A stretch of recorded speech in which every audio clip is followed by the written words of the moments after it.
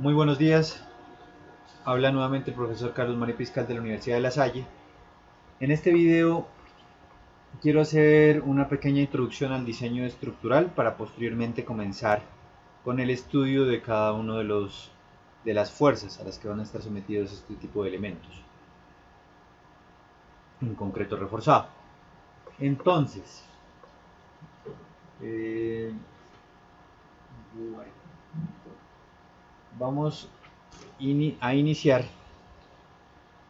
tratando de utilizar nuevamente esta herramienta que a mí me gusta, pero que a veces no funciona muy bien, pero miremos cómo está hoy.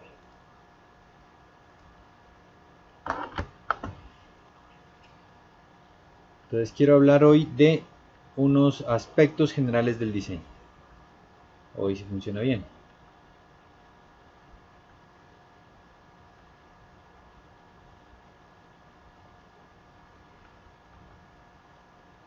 De diseño estructural. Aspectos generales de diseño estructural.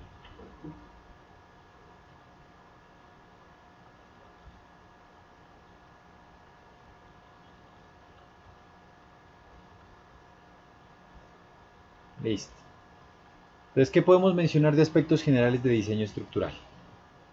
Primero, podríamos afirmar que todo diseño estructural debe cumplir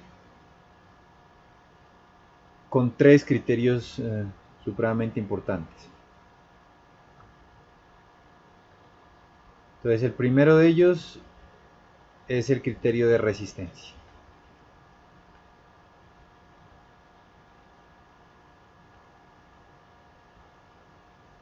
Entonces, toda estructura a la que se le haya realizado un diseño estructural, pues debe cumplir el criterio o el estado límite de resistencia. ¿Sí? ¿Y a qué se refiere esto? Pues soportar adecuadamente las cargas.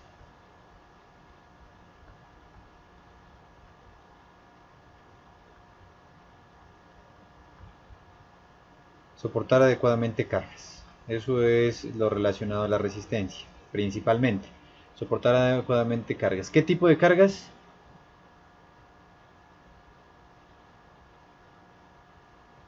Todo tipo de cargas verticales que se puedan presentar en la estructura y todo tipo de cargas horizontales que pueda experimentar la misma. ¿Sí? Entonces el primer criterio o límite, si quisiéramos mencionarlo de esa manera, es el criterio límite de resistencia. ¿En qué consiste? En que una estructura debe ser capaz de soportar adecuadamente cargas. ¿De qué tipo? Verticales y horizontales. Un elemento estructural, si es que experimenta estas, debe ser capaz de soportarlas. ¿Sí? No puede ser que yo tenga una viga y que le coloque una carga y falló, si es que esa carga está dentro de los valores de las cargas de diseño. Listo. ¿Con qué más está relacionado la resistencia? La resistencia además está relacionada con hacer verificaciones de esfuerzos. Debemos controlar que los esfuerzos que actúen no sobrepasen los resistentes. Debemos también verificar eh, posibles pandeos de los elementos estructurales.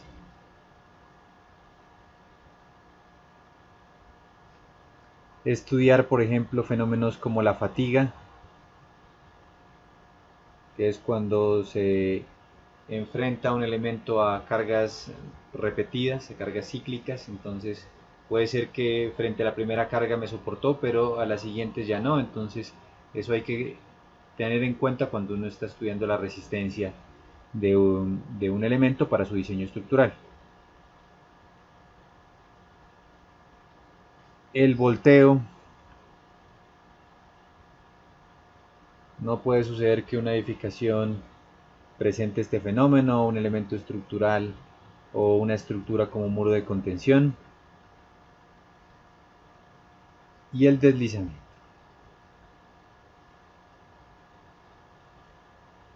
Entonces, algunos aspectos que se deben tener en cuenta cuando estamos estudiando el criterio o el esfuerzo límite o el estado límite de resistencia. Perdón, entendiendo el estado límite como una condición más allá de la cual la estructura o elemento estructural tiene un comportamiento inapropiado. Perfecto. Entonces, cuando diseñamos una estructura, el primer requisito que necesitamos cumplir es que ésta sea suficientemente resistente para soportar todas las cargas a las que va a estar expuesta, y adicionalmente tenemos que chequear dentro de esa resistencia a estos elementos que son algunos de los parámetros adicionales a considerar.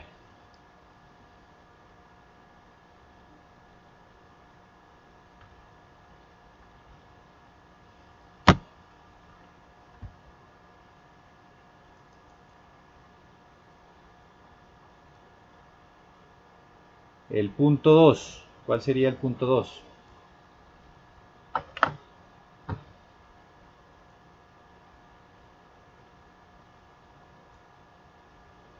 El punto 2.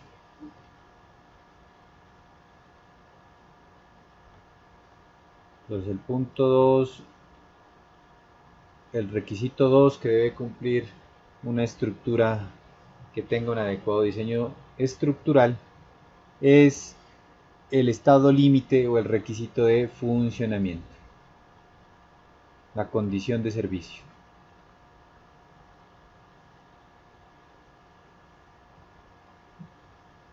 Que esto es la condición de una condición de servicio.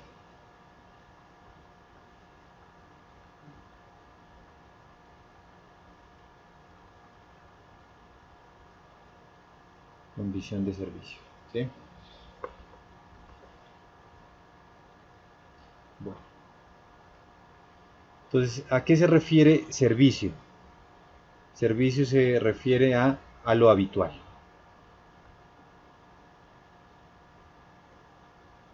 A lo habitual que va a experimentar la estructura. Es decir, nosotros generalmente diseñamos cualquier tipo de estructura para unas cargas poco usuales.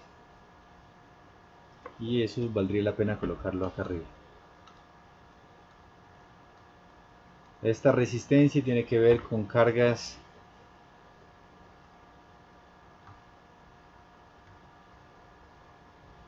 voy a ponerlo aquí en rojo. Estas cargas son poco frecuentes, más bien que poco usuales. Frecuentes. Entonces son cargas altas, ¿sí? Son cargas altas. Esto es importante. Yo diseño o chequeo la resistencia de una estructura para cargas muy altas, que a lo mejor se van a presentar en muy pocas ocasiones. La diferencia es que cuando yo tengo las cargas habituales, pues debo chequear su funcionamiento, el funcionamiento de la estructura.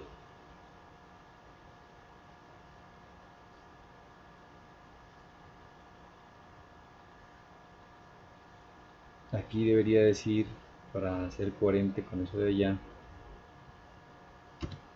que estos son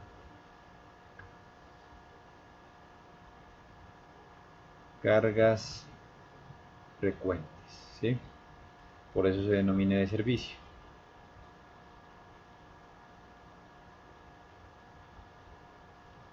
Vale.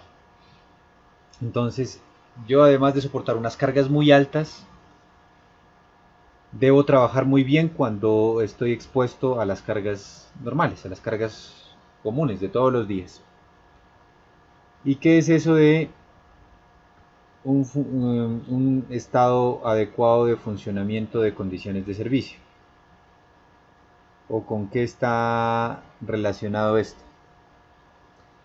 Esto está relacionado con, entre algunas otras cosas, adecuadas deflexiones.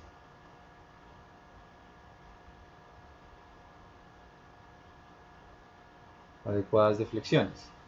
Entonces, que ustedes tengan una estructura supremamente resistente como un puente, que le pongan muchísima carga y no colapse. Entonces estamos cumpliendo el requisito de resistencia.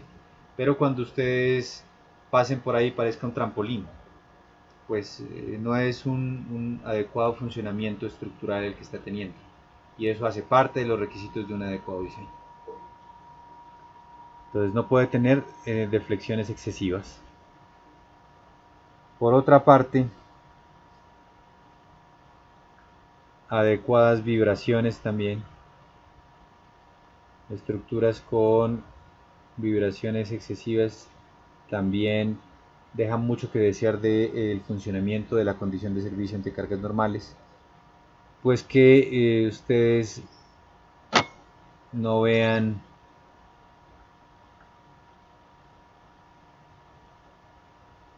una fisuración excesiva. Si ustedes ven que por ahí está el puente y que ha resistido muchas cargas, que ha pasado mucha gente por ahí, muchos vehículos, qué sé yo, si es un puente peatonal o un puente vehicular, pero ya comienzan a ver que tiene una fisuración excesiva, pues se lo piensan. Entonces hay que controlar también eso dentro de los parámetros de funcionamiento. Algunas otras cosas adicionales.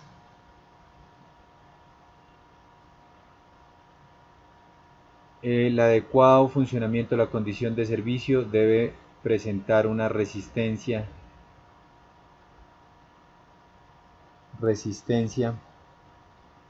adecuada a los efectos ambientales.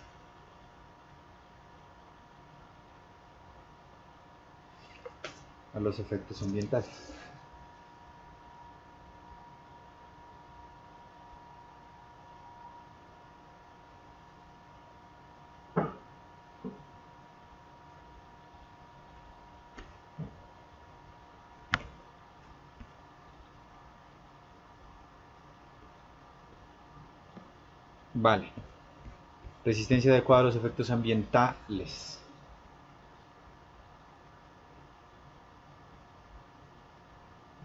Resistencia adecuada a los efectos ambientales.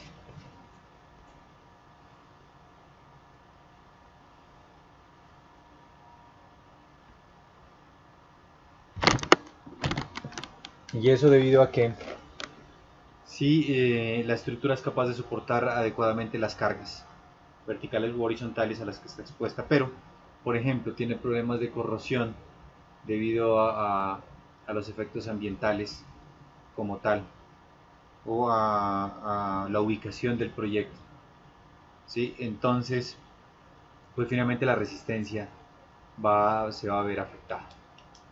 Entonces este tipo de parámetros hay que controlarlos. Ahí están algunos de ellos. Debe ser pues suficientemente resistente a la humedad, a la temperatura, en fin. Entonces debemos estar viendo no solo la resistencia, sino el funcionamiento también. Y por último,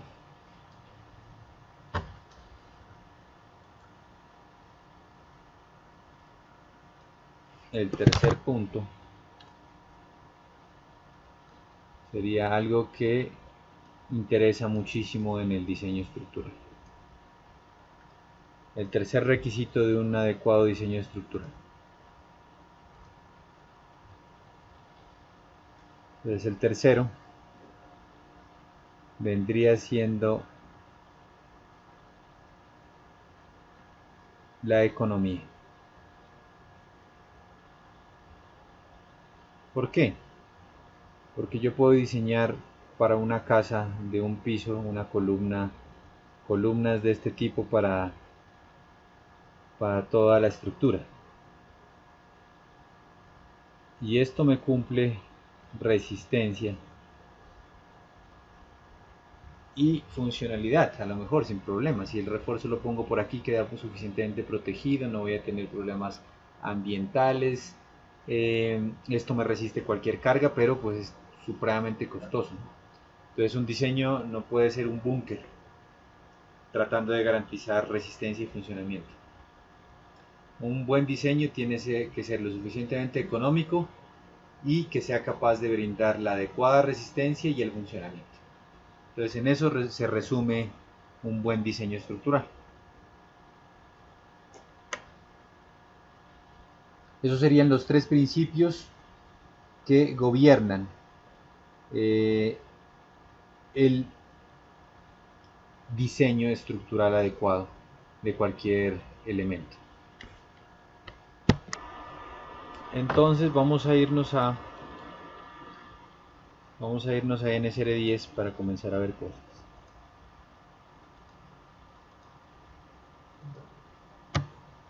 Vamos a irnos a C81. C81.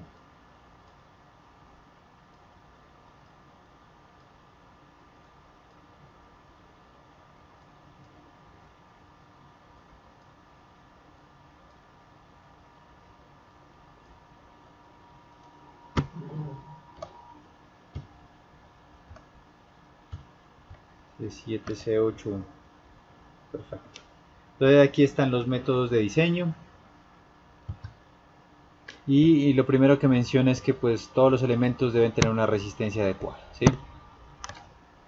Entonces ese es el principal aspecto del diseño estructural, garantizar resistencia adecuada sin dejar de lado los otros que me acabo de mencionar.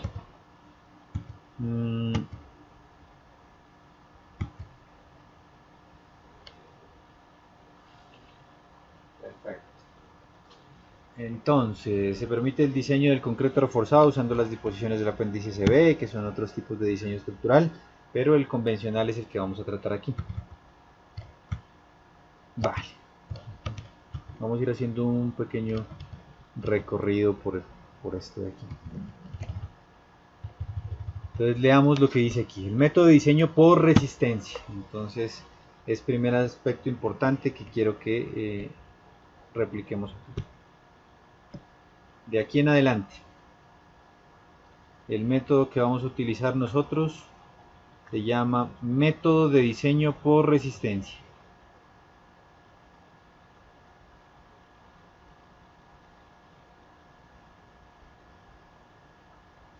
Por resistencia, porque eso es lo que de entrada estamos tratando de garantizar, la resistencia.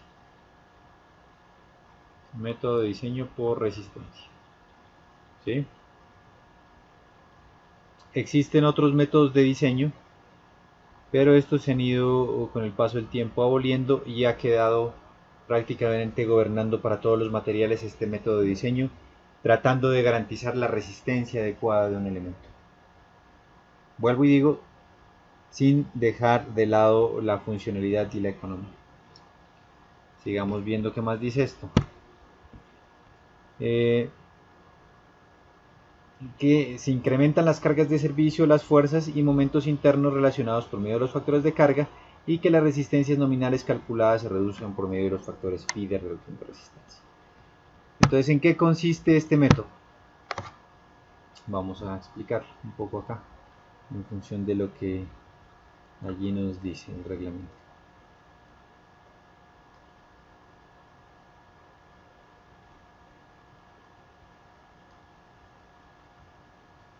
Entonces, este método consiste en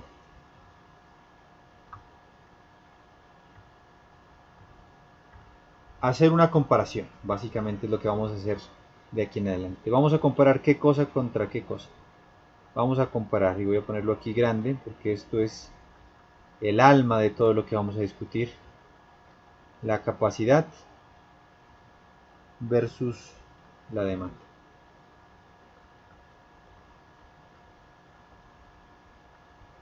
Y esto es el diseño estructural.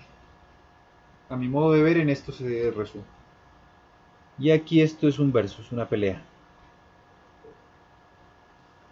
Entonces, ¿qué demanda tengo yo para mi elemento estructural? ¿Qué le estoy solicitando? ¿Cuánta fuerza cortante necesito que soporte? ¿Cuánta carga axial necesito que soporte? ¿Cuánta torsión? ¿Y cuál es la capacidad que tiene el material como tal a resistir esa demanda? ¿Sí? Entonces yo le pido 3 de cortante y él tiene una capacidad de 2 de cortante, pues estoy en problemas. Yo le pido 3 de cortante, pero él tiene una capacidad de 4, pues estoy bien, ¿cierto? Es simplemente eso. Eso para mí es el diseño estructural. Entonces, el reglamento NSR10 define esto en vocabulario técnico como la resistencia, y de aquí en adelante lo vamos a seguir llamando así, la resistencia requerida.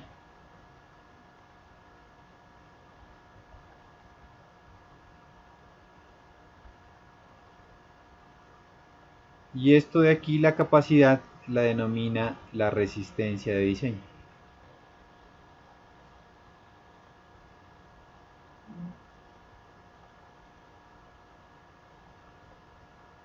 La resistencia de diseño.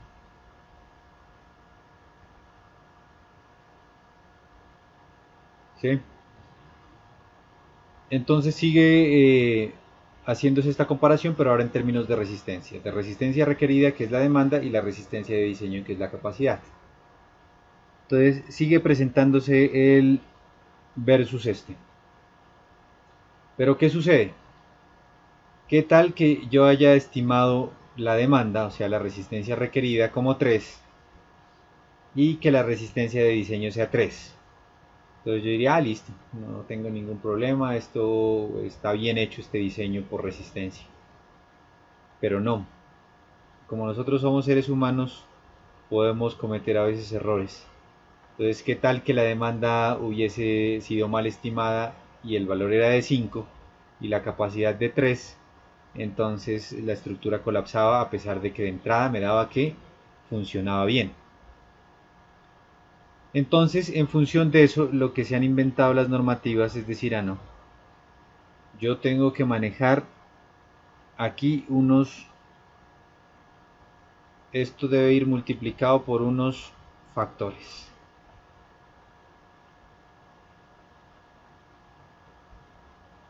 de amplificación, ¿sí? Por alguna incertidumbre que yo pueda tener o como un factor de seguridad. Entonces la resistencia requerida que le dan la multiplican por unos factores de amplificación. Puede pasar otro caso, que esto sea la resistencia requerida de 3, la inicial, y la resistencia de diseño de 3. Entonces yo digo, bueno, me voy, este diseño me cumple sin problema. Pero falló. Cuando hicieron un estudio se dieron cuenta que las características del material habían sido diferentes a las que se habían concebido inicialmente. Entonces, tratando de prever eso también, lo que se hace es que la resistencia de diseño se la multiplica por unos factores de reducción. De reducción.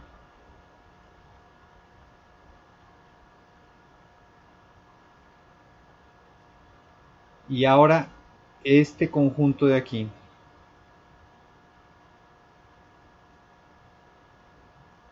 se lo equipara a este conjunto de acá.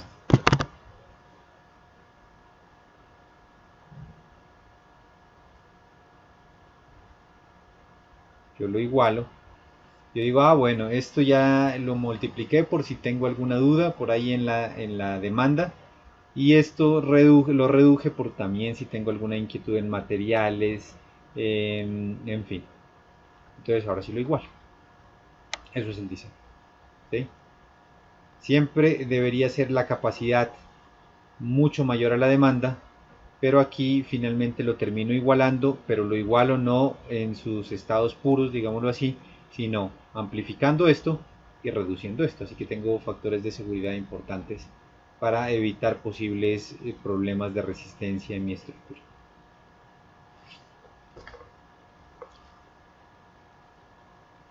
Listo. Entonces, siguiendo con este tema,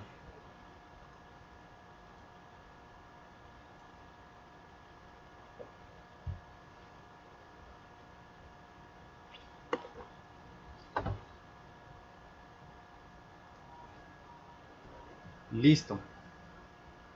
Entonces, siguiendo con este tema,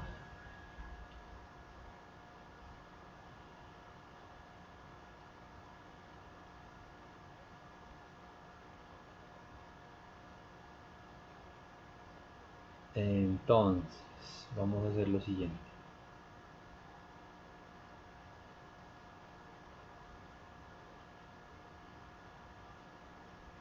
Vamos a decir que esto que era la resistencia requerida, pues ¿de dónde va a salir? Esto va a salir de donde yo saco el cortante que necesito que soporte el momento que necesito que soporte la tracción, la compresión, pues esto sale del análisis estructural.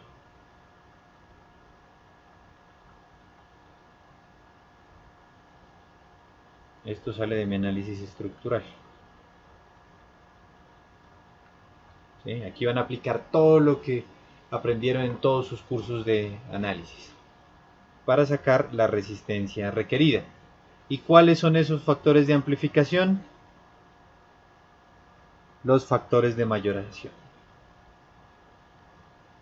Entonces, análisis estructural con factores de mayoración, que ya los han visto. Por ejemplo, la carga muerta multiplicada por 1,2 más la carga viva multiplicada por 1,6. Esos son los factores de mayoración. Y esto lo que me da es unas cargas denominadas últimas. Cargas últimas.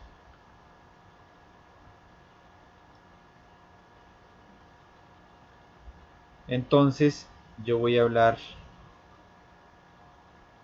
es de, por ejemplo, carga axial última.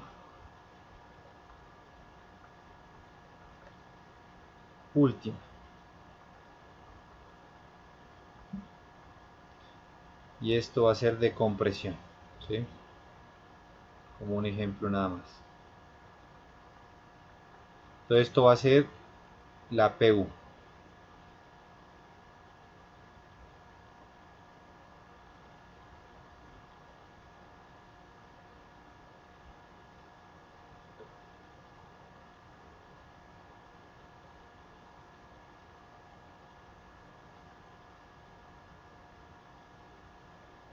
Carga axial última, PU.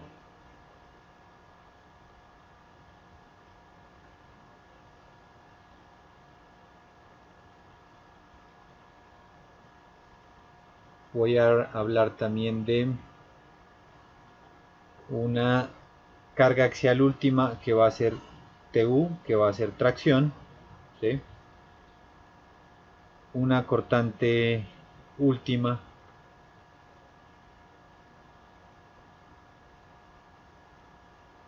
y un momento último, ¿sí? Entonces esto va a ser aquí tracción, esto va a ser cortante, esto va a ser flexión.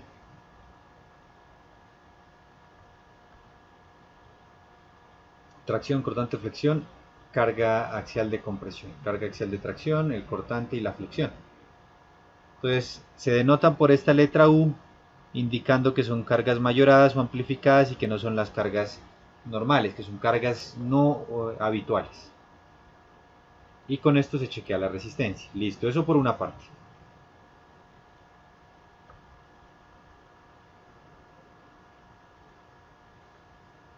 Eso por una parte.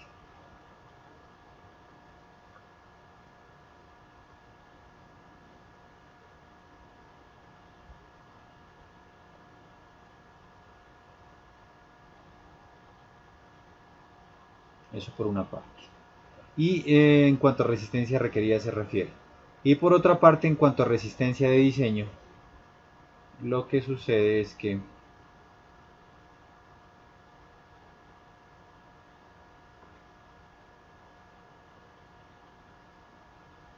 lo que va a suceder por acá es que ¿de dónde sale esto? ¿De dónde sale la resistencia de diseño? Si ustedes se han dado cuenta, todo lo que estudiamos hasta el momento era la resistencia de los materiales ante diferentes fuerzas, y eso es la resistencia de diseño.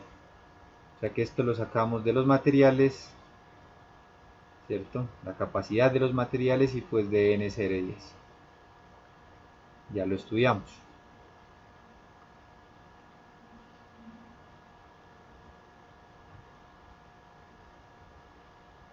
Entonces ya dijimos cuánto resiste el concreto a cortante, cuánto resiste el concreto a flexión, cuánto resiste el acero a compresión, a tracción, en fin. Pero no son solos.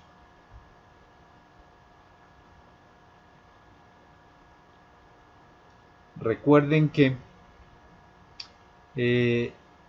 aquí en el caso de resistencia requerida se denominaban cargas últimas.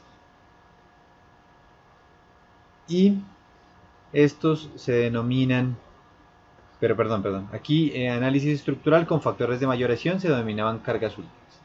Estos tal como están se denominan unas resistencias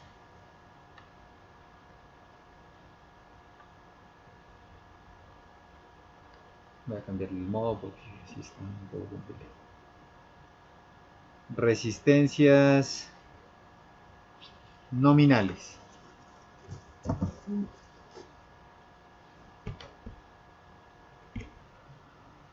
Resistencias entonces así sin ningún factor, resistencias nominales. Resistencias nominales.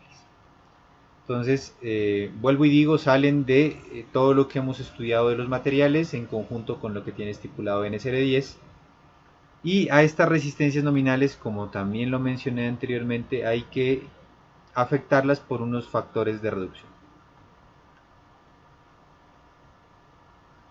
Entonces, todo lo que estudiamos nosotros son resistencias nominales, lo afecto por unos factores de reducción.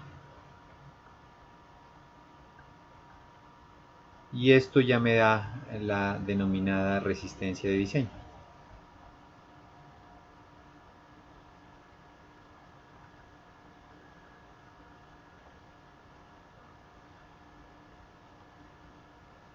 Esto me da la denominada resistencia de diseño.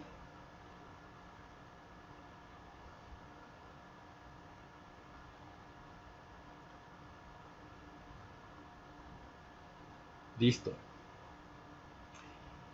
Entonces,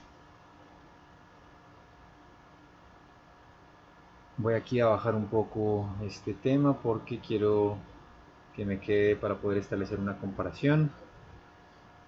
Vamos a hacerlo de esta manera.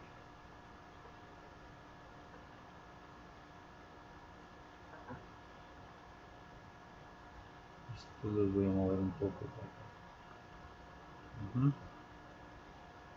Listo. Para poder hacer la comparación. Entonces tengo resistencia de diseño por aquí. Y lo que sucede es que en este momento ya voy a tener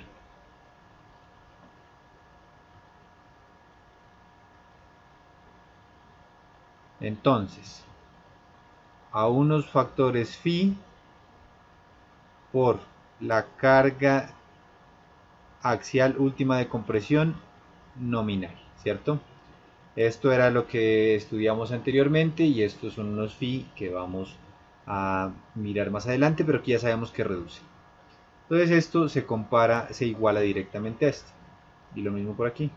Entonces un phi por una tracción nominal y la igualo a la tracción requerida. Un phi por un cortante nominal y lo igualo al cortante requerido. Y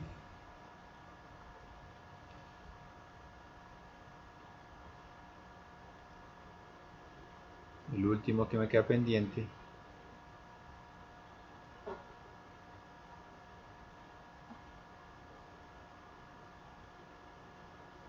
un phi por un momento nominal y lo igualo al momento último. Listo, esto es el diseño y esto es lo que vamos a hacer de aquí en adelante. Esas resistencias de nominales que encontramos anteriormente las vamos a multiplicar por unos phi y tendríamos la resistencia de diseño, y la resistencia última, o la resistencia requerida, saldría de multiplicar, o de una vez de considerar las cargas amplificadas por unos factores de mayoración. Entonces vuelvo y repito: la resistencia de diseño para cada tipo de fuerza saldría de multiplicar la resistencia nominal por unos phi, que básicamente lo que me hacen es reducir la capacidad del material para soportar ciertas fuerzas.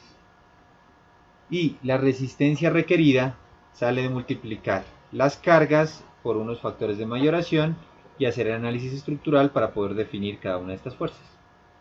¿Sí? Las igualo, ya no tengo ningún problema en igualarlas, porque ya sé que estas están amplificadas, ya están reducidas y que tengo factor de seguridad, porque de lo contrario siempre lo que soporta debería ser mucho mayor a lo que se requiere, pero pues se van a dar cuenta que no podría plantear un diseño estructural de esa manera, así que tengo que igualarlo simplemente con esos factores de seguridad. Listo.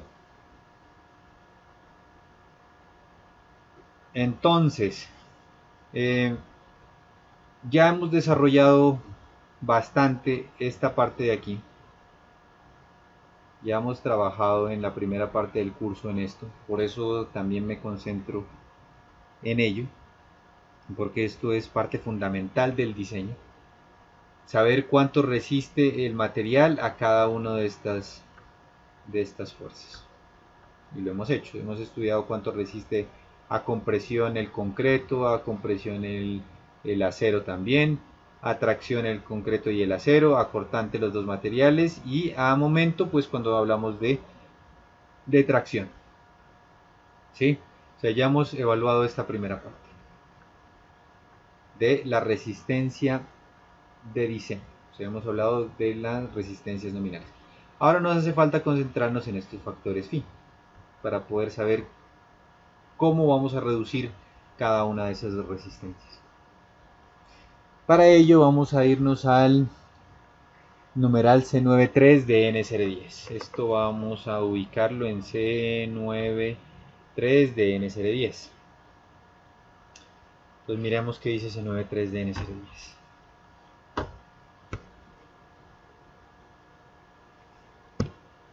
C93 de N serie 10.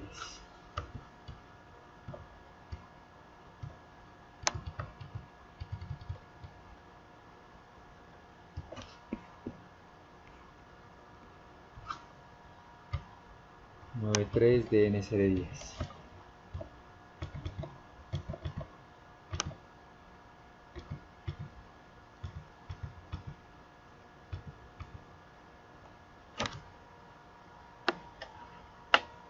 Listo, la resistencia de diseño.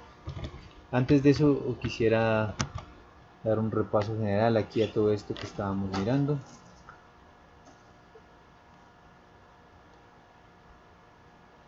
Busco el numeral desde donde empezamos para poder partir desde ahí. Era C8. Démosle un repaso ahí a esta parte.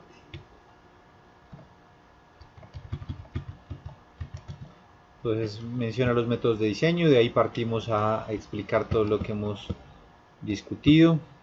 Anclajes, cargas, esto lo vamos a discutir enseguida. Métodos de análisis, miremos un poco qué dice aquí al respecto. Todos los elementos de pórticos o estructuras continuas deben diseñarse para resistir los efectos máximos producidos por las cargas mayoradas, tal como lo acabamos de discutir, determinadas de acuerdo con la teoría del análisis elástico. Entonces, eso es muy importante, hacemos análisis elástico.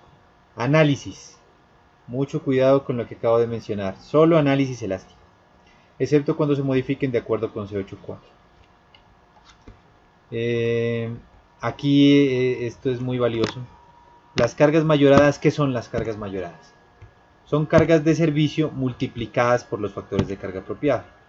Por eso nosotros diseñamos por resistencia con cargas mayoradas, pero también chequeamos las cargas de servicio. Debemos chequear los dos estados. El método de diseño por resistencia usa el análisis elástico para determinar los momentos, cortantes y reacciones. Eso es muy valioso. Utilizamos análisis elástico. Vuelvo y repito, no son los materiales lo que estamos hablando de elasticidad o inelasticidad. Estamos hablando de el análisis que se está llevando a cabo.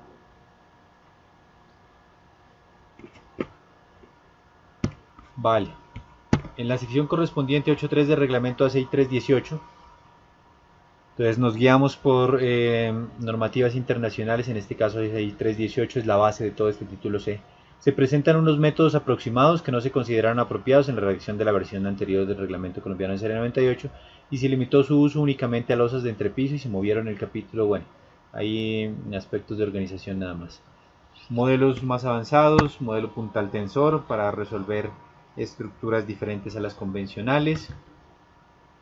Esto es otro asunto que vale la pena estudiar en cursos mucho más avanzados, que es la redistribución de momentos en elementos continuos sometidos a flexión.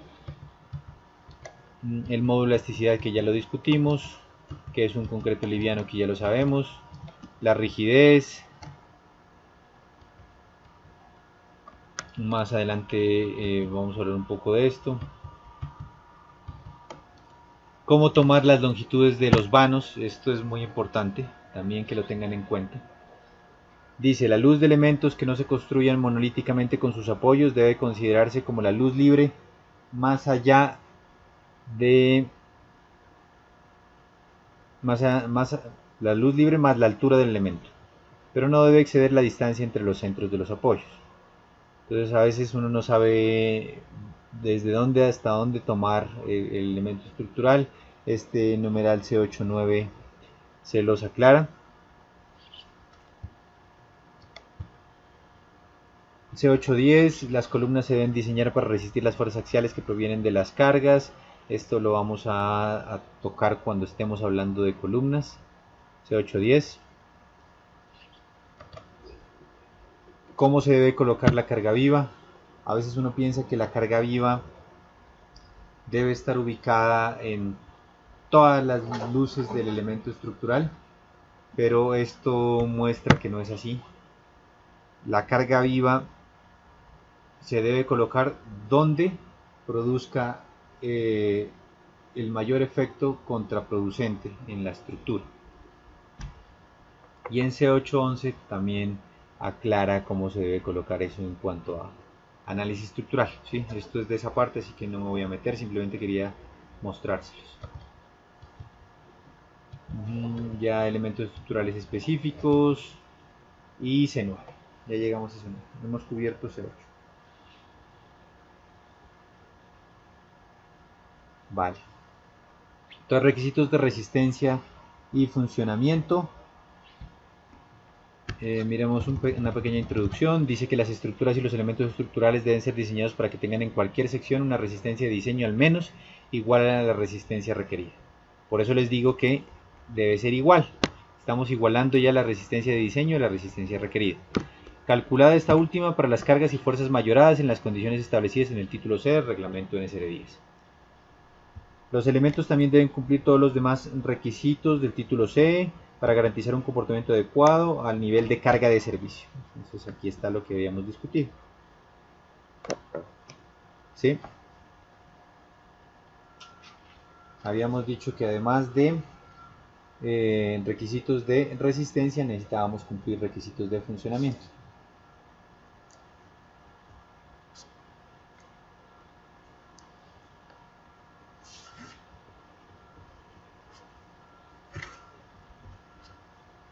Vale. Se permite el diseño de estructuras y elementos estructurales usando las combinaciones de mayoración de carga y los factores de reducción de resistencia del apéndice CC.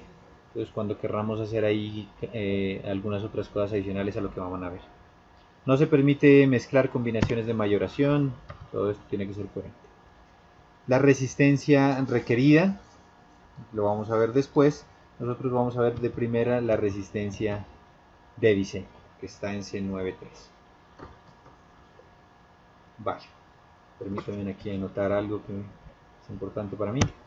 Bueno, C93, entonces la resistencia de diseño que viene de la resistencia nominal multiplicada por unos factores de reducción phi. La resistencia nominal siendo la capacidad que tiene el elemento de soportar, el elemento material, perdón, de soportar ciertas fuerzas. Bien, entonces, aquí menciona resistencia de diseño. La resistencia de diseño proporcionada por un elemento, sus conexiones con otros elementos, así como sus secciones transversales, en términos de flexión, carga axial y torsión, debe tomarse como la resistencia nominal calculada de acuerdo con los requisitos y suposiciones del título C del reglamento NSR 10 multiplicada por los factores phi de reducción de resistencia. Entonces ahí aclara que los factores que vamos a ver son factores de reducción de resistencia. Aquí lo menciona y eso es importante.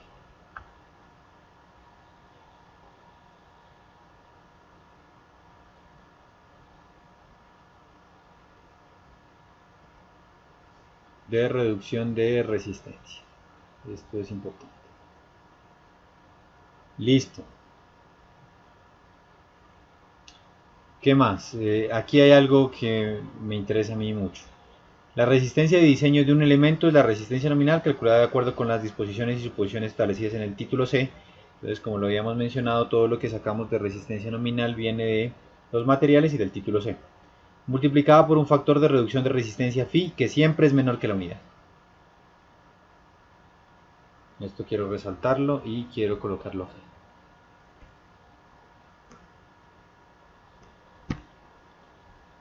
Entonces, este valor de phi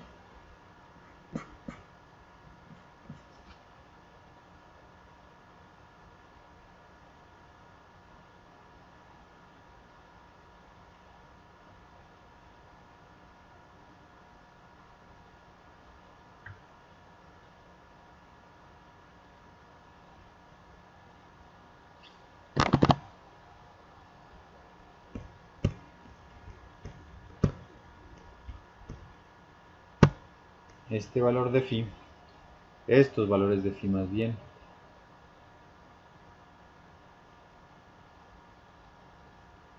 van a ser siempre menores a 1. Siempre van a ser menores que 1. Eso hay que tenerlo muy en cuenta. Obviamente estamos reduciendo la capacidad que nos da el material. Y acá estamos amplificando las cargas.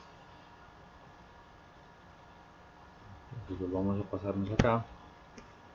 Y sigamos. Los propósitos, y esto es fundamental. A mí me parece que a uno no se le olvidan las cosas cuando entiende bien qué es lo que está haciendo. No necesariamente cuando se lo aprende de memoria. Aquí dice, ¿cuáles son los propósitos de este factor de reducción de resistencia? Primero, tener en cuenta, voy a aumentarlo un poco.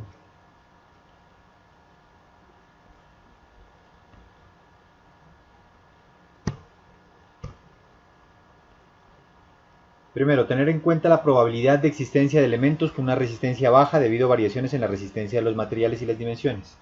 Lo que yo les mencionaba. ¿Qué tal que uno haga un estudio del material, le dé eso, pero después tenga otro que, aunque sea similar, pues no tenga la misma resistencia? Entonces, para todas las posibles variaciones, pues hay que tener factores de seguridad que son los que estamos mencionando. Segundo, tener en cuenta inexactitudes en las ecuaciones de diseño. Las ecuaciones de diseño vienen derivadas en función de una serie de ensayos a elementos estructurales o materiales, pero es prácticamente imposible poder cubrir todas las variaciones que se puedan presentar. Entonces, por ende, hay que tener factores de seguridad nuevamente. Y tercero, reflejar el grado de ductilidad y la confiabilidad requerida para el elemento bajo los efectos de la carga bajo consideración. Entonces, habíamos mencionado en el tema de acero que la ductilidad era una propiedad importante, la capacidad de deformación en el rango inelástico. Hay ciertos elementos que necesitan tener una mayor ductilidad y por ende hay que protegerlos y se los protege también con estos factores. Y cuarto, reflejar la importancia del elemento en la estructura. Entonces, evidentemente, en una edificación o un puente hay elementos que son vitales. ¿Cuáles son los elementos que son vitales? Los que una vez colapsen, pues ponen en peligro toda la estructura. En el caso de una edificación, la columna es vital. Si tenemos nosotros un fallo de una viga, pues puede ser que no sea tan crítico como el fallo de una columna, ¿sí? Bueno, aquí están algunas consideraciones en cuanto a qué ha pasado en las diferentes versiones del reglamento y cómo lo ha adoptado el caso colombiano. Y aquí están los factores. C932. Factor de reducción de resistencia. Debe ser el dado en C9321 a C9327. El factor de reducción de resistencia debe ser el dado en C9321 a C9327. Entonces aquí lo primero que me menciona es secciones controladas por tracción.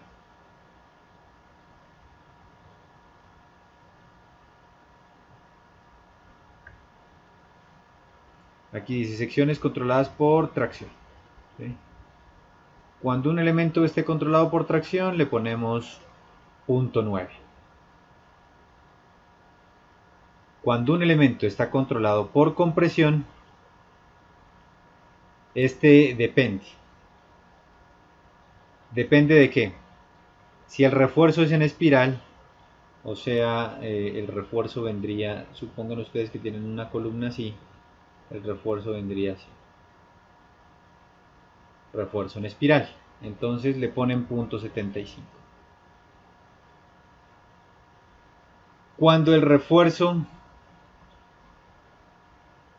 es de otro tipo que no sea este, entonces le ponen punto 65. Es decir, que cuando yo tenga, por ejemplo, aquí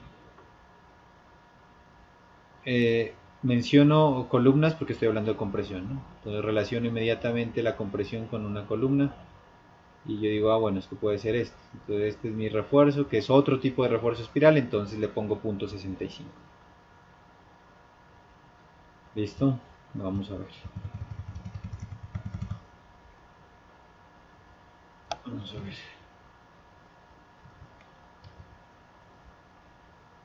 Vamos a seguir leyendo y vamos viendo los demás.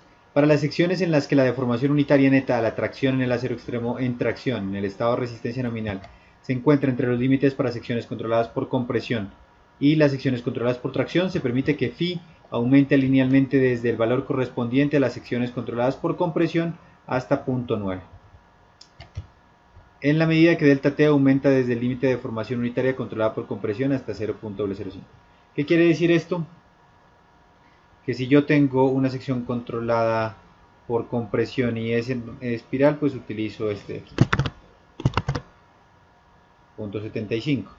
Pero y si tengo tracción, punto 90. Pero entonces entre estas dos pues puede haber secciones que no se sabe si están claramente definidas por compresión o tracción, entonces hay que utilizar valores intermedios. Ya vamos a ver cómo se define eso. En forma alternativa, cuando se utiliza el apéndice CB, esto no lo vamos a utilizar, así que no nos corresponde. Aquí está el otro tipo de esfuerzo. Cuando tengamos cortante y torsión. ¿Y por qué se asocia torsión y cortante? Porque ya dijimos que la torsión genera cortante. Entonces ya eso ya lo vamos a ver más adelante un poco más en detalle. Pero por lo pronto los dos vienen agrupados y es punto 75. Aplastamiento en el concreto, punto 65. Y ya. Entonces, ¿qué tenemos? Tenemos tracción, punto 9, compresión, punto 75, punto 65, cortante,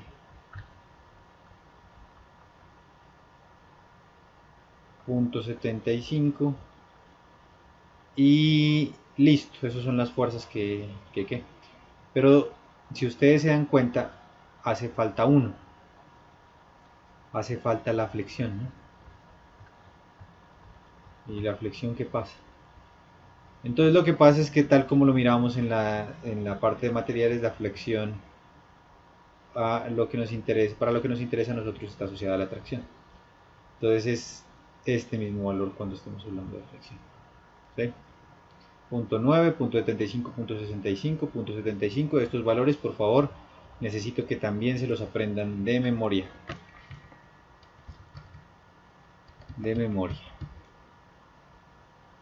Y esto es lo otro que quiero que veamos. Entonces miren que esta gráfica nos dice, aquí está la zona controlada por compresión. Cuando la deformación en la máxima fibra sometida a tracción es de este valor, 0.002, entonces, bueno, vamos a leerlo bien para no decir cosas que no son.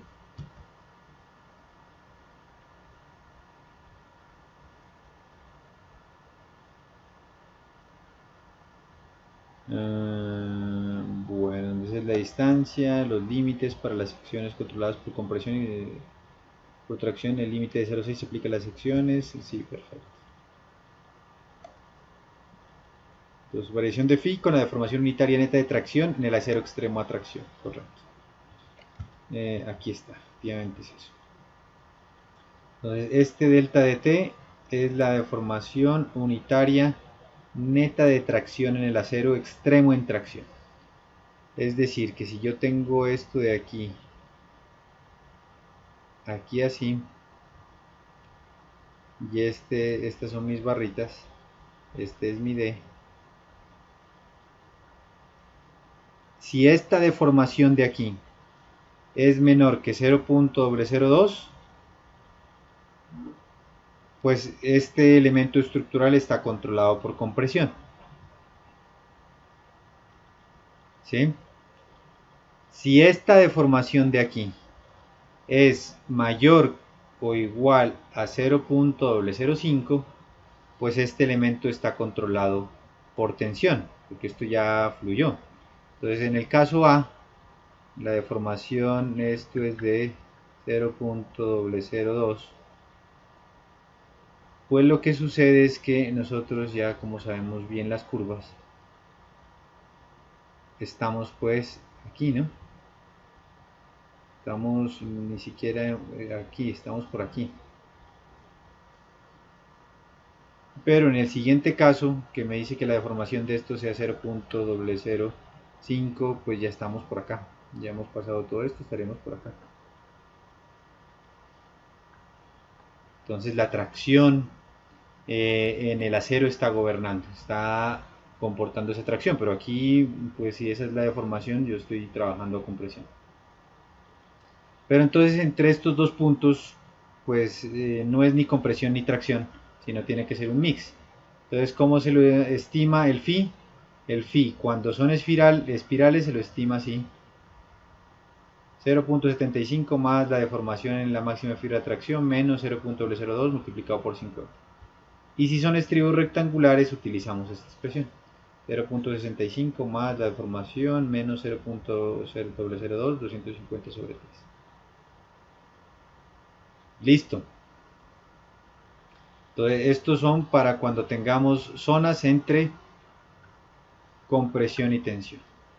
Que esto va a servirnos mucho en el caso de columnas, porque en este tipo de elementos estructurales complejo definir a veces compresión o tracción directamente, sino nos queda en zonas intermedias el comportamiento de este tipo de elementos. Entonces necesitamos unos phi variables.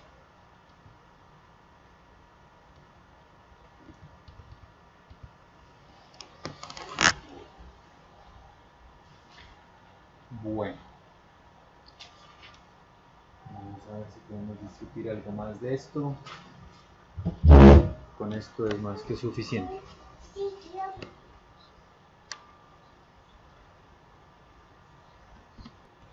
Vale, entonces aquí podemos discutir también algunos aspectos adicionales. ¿Por qué en compresión 0.75 comparándolo contra flexión de 0.90?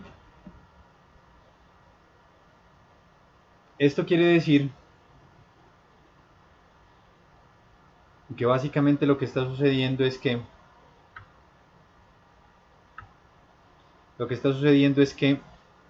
aquí en tracción y flexión estoy tomando el 90% de la resistencia nominal, entonces es alto, casi el 100%, mientras en compresión solo el 75 o el 65%. Entonces miren que aquí nos muestra un poco lo que anteriormente discutíamos en los comentarios. Hay elementos que son más relevantes y esfuerzos que son más críticos. Entonces la compresión está relacionada con columnas, por ende estamos protegiendo este tipo de elementos como tal, solo estamos dándole el 75% de la resistencia a la compresión, mientras que la flexión está relacionada con las vigas, entonces casi el 100%. ¿Sí? El cortante también es crítico comparado contra la flexión, entonces solo se llega al 75% de la capacidad total. En cuanto a estos dos, ¿por qué punto 75 y punto 65? Entonces, punto 75 habíamos dicho que era para espirales y punto 65 para estribos o elementos que no sean espirales como tal. Entonces, la diferencia es que cuando yo tengo una espiral, pues trato casi de cubrir todo el elemento estructural, mientras que cuando tengo otros estribos, pues no estoy confinando adecuadamente el material porque aquí me quedan unos huecos, entonces puede fallar por ahí. Es por eso que también existe esta diferencia entre los FI. Listo. Perfecto. Vamos a ver aquí qué más hay. Aquí habían algunas anotaciones, creo que esto ya lo habíamos discutido. Listo. Ah, bueno, aquí creo que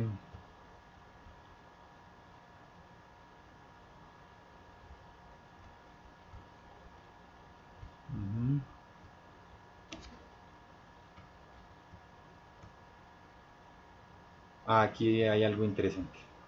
Se usa un factor de phi más bajo para las secciones controladas por compresión que para las secciones controladas por tracción, porque las secciones controladas por compresión tienen menor ductilidad. Aquí está una explicación técnica de por qué ese phi más bajo también. Otro aspecto, los phi tienen, las secciones controladas por compresión tienen menor ductilidad. Son más sensibles a las variaciones en la resistencia del concreto y en general se presentan en elementos que soportan mayores áreas cargadas que los elementos con secciones controladas por tracción. Entonces miren que le están dando importancia más a la compresión. Aquí por cuestión de ductilidad, porque tienen menos ductilidad y necesitamos que tengan un poquito más, entonces le reducimos. Y porque soportan mayores áreas cargadas, o sea que reconocen que son elementos pues que van a tener una carga importante. A los elementos con espirales se le asigna un phi más alto que para las columnas con estribo, ya que poseen mayor ductilidad o tenacidad. Este es otro aspecto también que se debe tener en cuenta. Mayor ductilidad o tenacidad. Y es porque son continuos. Listo. Para elementos sometidos a carga axial con flexión se determina la resistencia de inyección multiplicando por un único valor apropiado phi. Aquí esto es importante. Para secciones sometidos a carga axial con flexión, cuando tengamos una combinación de cargas, porque ahí me han hablado de carga de compresión, de tracción, cortante, pero no me han hablado de posibles combinaciones. Entonces aquí dice, para secciones sometidas a carga axial con flexión, se determina la resistencia de diseño multiplicando la carga y el momento por un único valor apropiado de phi. ¿Sí? Un único valor de phi. Eso ya lo vamos a ver cuando hablemos de columnas.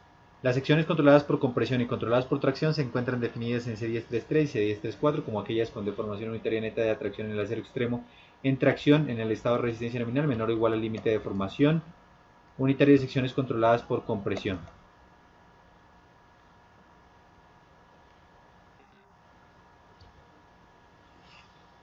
Por compresión e igual o mayor a 0,05 respectivamente. Ahí está cuando lo que habíamos hablado anteriormente de secciones controladas por tracción y por compresión.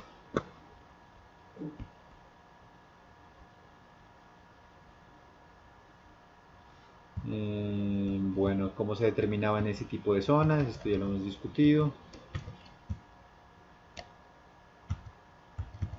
Las zonas de anclaje no me interesa mucho. Listo. Entonces con eso cerramos todo el tema de los phi. Ya sabemos de dónde sale la resistencia nominal y con eso terminamos todo el tema de resistencia de diseño. Perfecto, ahora sí nos vamos entonces a la resistencia de diseño. Listo, perdón, a la resistencia requerida. Vamos a esperar esto que cargue un momento.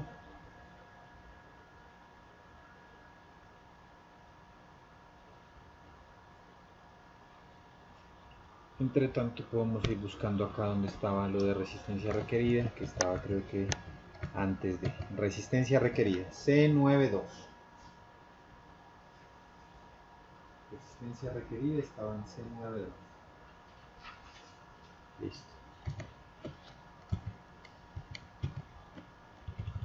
Entonces dice, nota importante, las combinaciones de carga dadas en C921 contienen factores de carga menores que los que se prescribían en SR98, pero al mismo tiempo en esta nueva versión se han prescrito valores de los coeficientes de reducción de resistencia menores que los que contenía el reglamento en SR98, siendo los nuevos concordantes con la probabilidad de falla estructural que limita el reglamento. Por lo tanto, es incorrecto e inseguro utilizar las nuevas ecuaciones de carga con los valores de los coeficientes de reducción de resistencia que tenía en SR98.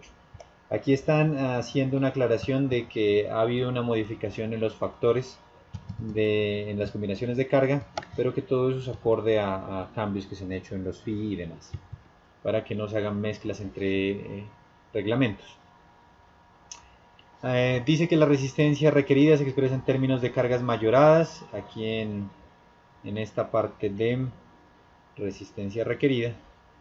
La resistencia requerida se expresa en términos de cargas mayoradas o de las fuerzas y momentos internos correspondientes. Las cargas mayoradas son las cargas especificadas en el título B del reglamento NSR10 multiplicadas por los factores de carga propia.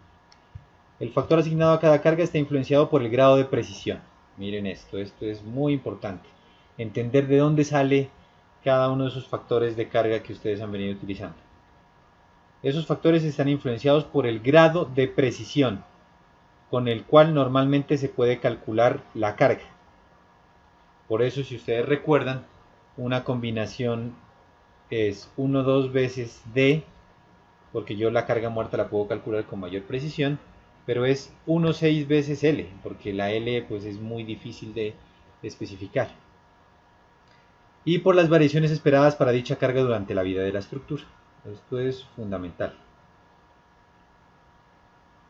Por esta razón, a las cargas muertas que se determinan con mayor precisión y son menos variables, se le asigna un factor de carga más bajo que a las cargas vivas.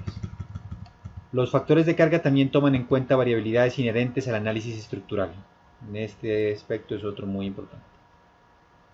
Estos factores de carga también tienen en cuenta variabilidades inherentes al análisis estructural, empleado al calcular los momentos y cortantes. Entonces no solo es lo complejo y la probabilidad de la variación de las cargas, lo complejo de estimarlas y la probabilidad de variación de las cargas para poder definir estos valores, sino también los factores, otros de los factores que se tienen en cuenta son variables inherentes al análisis estructural, como lo menciona esta parte.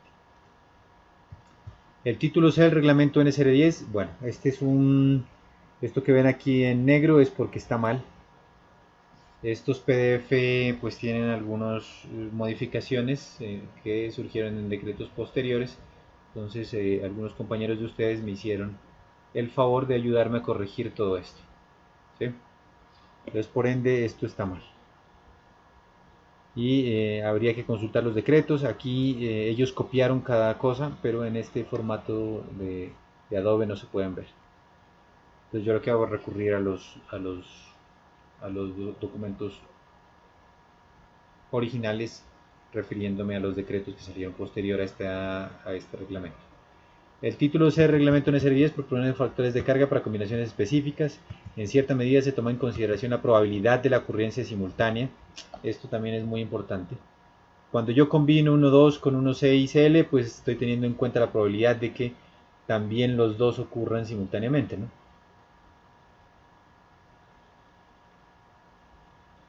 ¿Sí? Entonces es muy probable que yo tenga la carga muerta con la carga viva aplicada simultáneamente en una estructura. Aunque las combinaciones de carga más usuales están incluidas, el diseñador no debe suponer que estén cubiertos todos los casos. Y miren, esto indica que lo que estamos hablando siempre son requisitos mínimos. Esto no les dice, oigan, ustedes con esto ya siéntanse 100% tranquilos y no piensen que todo lo estamos cubriendo nosotros. Si por alguna razón ustedes consideran que en su proyecto estructural puede existir otro tipo, otra combinación de carga diferente a las que está ahí, están en la obligación de colocarlo, ¿sí? Qué sé yo, si hicieron un estudio, es una estructura muy especial y dijeron, no, aquí se va a presentar esta posible combinación de carga y necesitamos amplificarla a estos factores, pues están en todo su derecho de colocarla. Debe darse la debida consideración al signo en la determinación de U. Bueno, es que estas son cargas de servicio.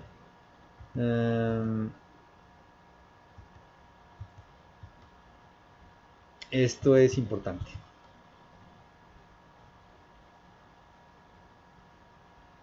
Estas no son las cargas que vamos a utilizar, pero aquí hay aspectos que nos sirven mucho. Las combinaciones de carga con 0,9D están específicamente incluidas para el caso en el cual una carga muerta reduce los efectos de las otras. Entonces miren que este es un tipo de cargas.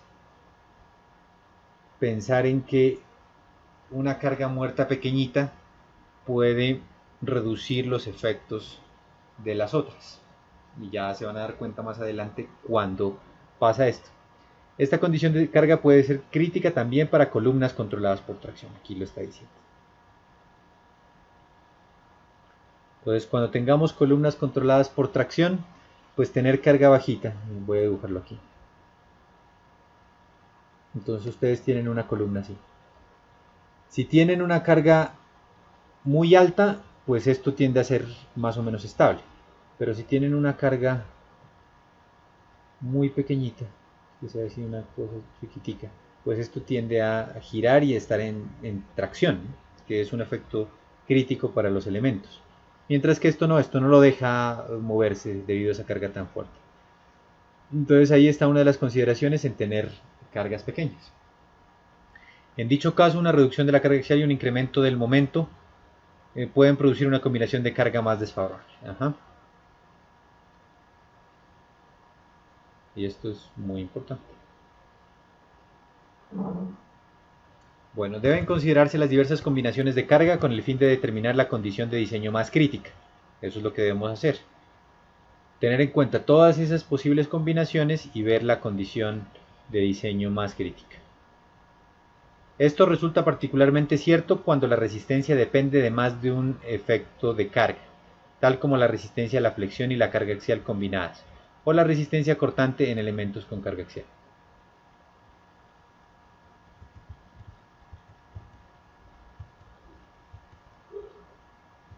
Listo.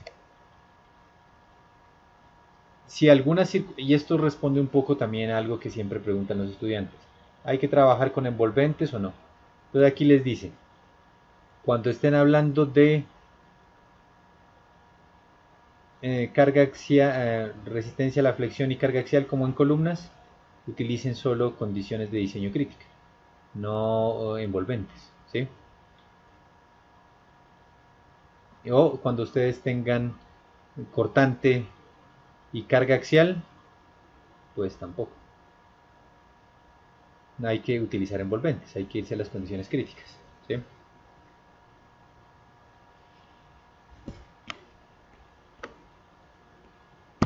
Bueno, en cuanto a la resistencia requerida, que corresponde a esta parte de acá,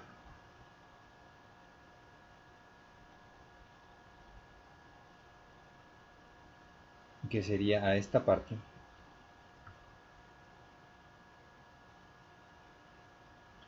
Entonces lo que nos compete discutir es cómo llegamos a estos valores de carga última, de momento último, de cortante último, de torsión última.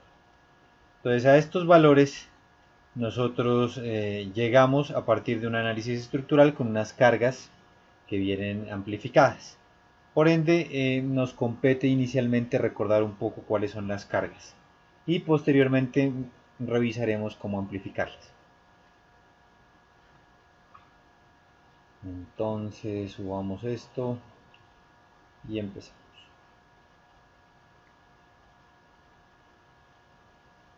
Empezamos.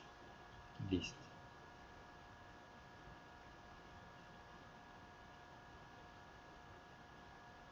Bueno, vamos nuevamente a remitirnos a NSR10 y ahora el título B. El título B que me habla de cargas. Bueno, aquí algunos requisitos básicos. La estructura y todas sus partes deben cumplir, además de las prescripciones dadas en el título A por razones sísmicas, los siguientes requisitos. Los requisitos de resistencia, de funcionamiento, habla de fuerzas causadas por deformaciones impuestas, y aquí se remite a afirmar que deben tenerse en cuenta en el diseño las fuerzas causadas por deformaciones impuestas a la estructura, asentamientos diferenciales, restricción a los cambios dimensionales. Y en cuanto al análisis, dice que los efectos de las cargas en los diferentes elementos de la estructura y sus conexiones deben determinarse utilizando métodos aceptados de análisis estructural, teniendo en cuenta los principios de equilibrio, estabilidad general, compatibilidad de deformaciones y las propiedades de los materiales tanto a corto como a largo plazo. En aquellos elementos que tiendan a acumular deformaciones residuales bajo cargas de servicio sostenidas, debe tenerse en cuenta en el análisis sus efectos durante la vida útil de la estructura. Bueno, hay aspectos que se deben considerar. Unidad de integridad estructural, entonces la idea es que la estructura se comporte como un solo elemento. Mencionan aquí que además de los requisitos de amarre entre partes de la estructura y entre los elementos estructurales que se dan por razones sísmicas, deben tenerse en cuenta los requisitos adicionales que se dan a continuación. En el caso de estructuras de concreto reforzado deben consultarse también requisitos de C713.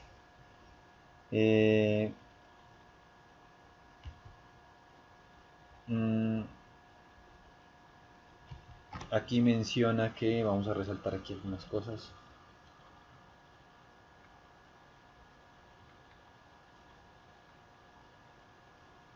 Entonces, básicamente todo esto está relacionado con la integridad estructural. Integridad estructural, esto es lo que nos interesa.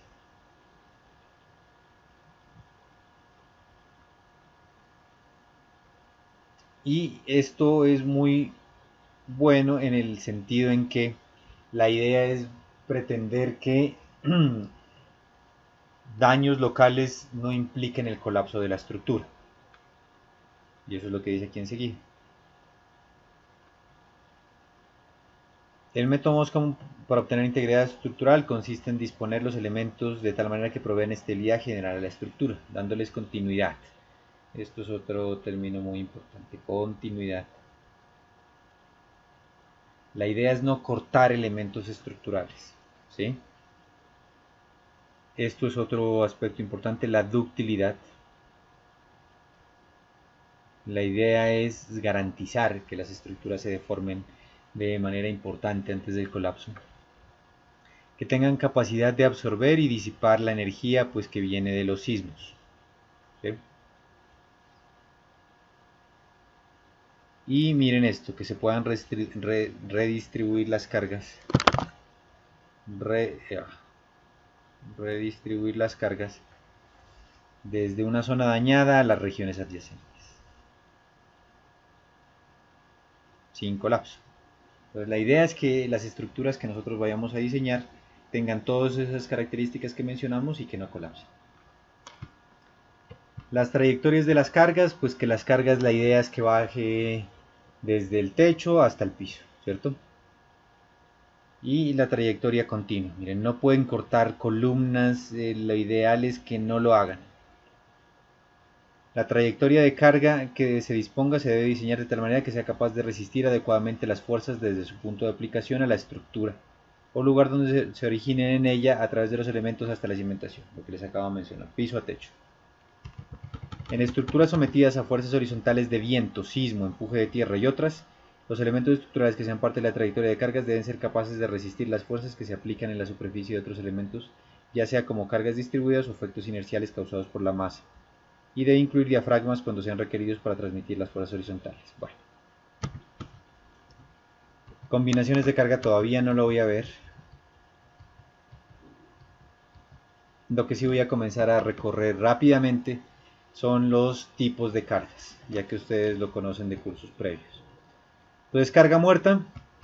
La definición de carga muerta ya es muy conocida por todos. Son cargas permanentes, cargas que se van a encontrar durante toda la vida útil de la edificación.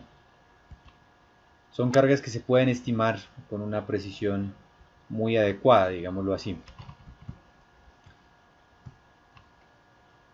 El peso propio es una carga muerta y todo lo que va a estar sobre la estructura fijo es carga muerta también. Esta es una tabla que tiene NSR10 que permite en función de la densidad pues calcular la carga muerta que va a tener la edificación o la estructura que estemos analizando. De aquí que es muy común que tengamos en cuenta pues el concreto reforzado y también la mampostería, el ladrillo macizo y bueno los otros tipos de ladrillo.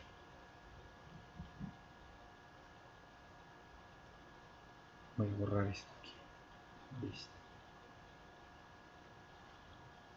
La mampostería de ladrillo macizo. ¿Sí? Entonces, como lo habíamos discutido en clases, 24 kN por metro cúbico, 18.5 kN por metro cúbico. Esos son los materiales más comunes para que por favor lo tengan en cuenta. Y simplemente sería estimar la carga en función de la geometría de la sección, como ya los vieron en sus cursos de análisis. Esto simplemente es un repaso rápido. Cargas muertas mínimas que se deben tener en cuenta.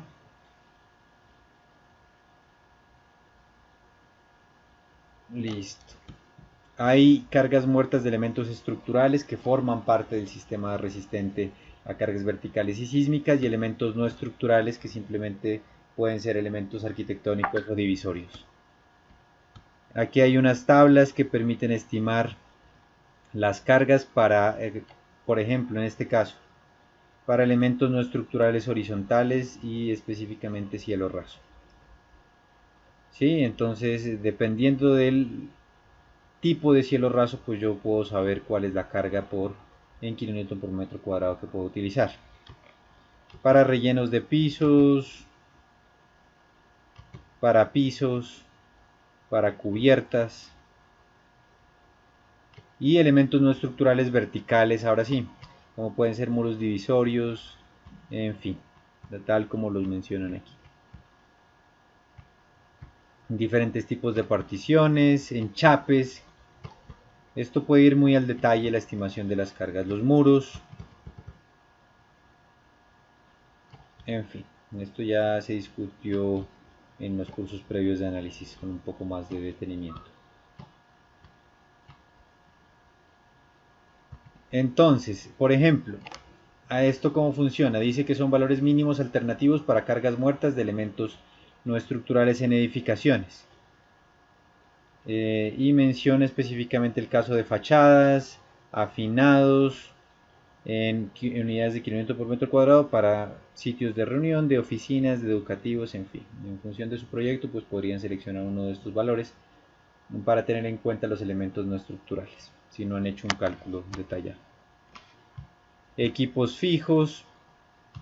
Dentro de las cargas muertas deben incluirse la masa correspondiente de todos los equipos fijos que estén apoyados sobre elementos estructurales, tales como ascensores, bombas hidráulicas, transformadores, equipos de aire acondicionado y ventilación. En el caso de los ascensores se sujetan en la parte superior y ahí es donde deberíamos concentrar la carga muerta como tal. Consideraciones especiales, los profesionales que participen en la construcción y la supervisión técnica. Bueno. Cargas vivas. Ya sabemos que las cargas vivas se deben al uso de la edificación. Y son cargas que no están permanentes, como son las cargas muertas.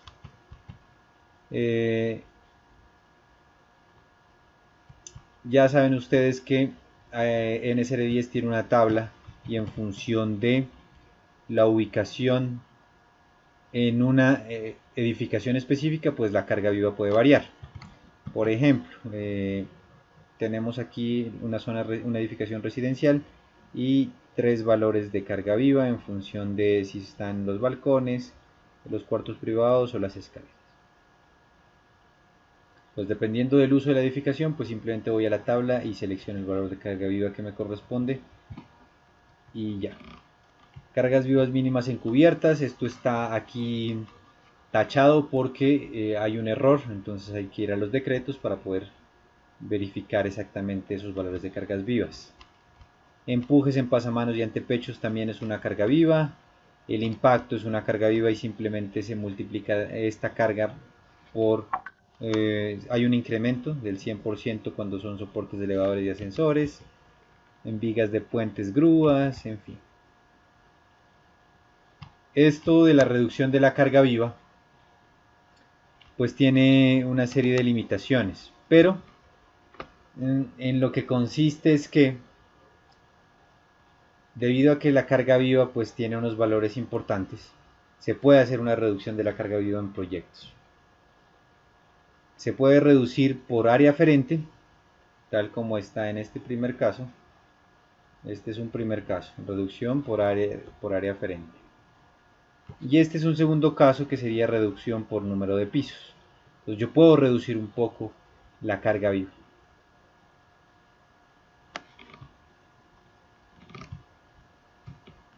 Miren,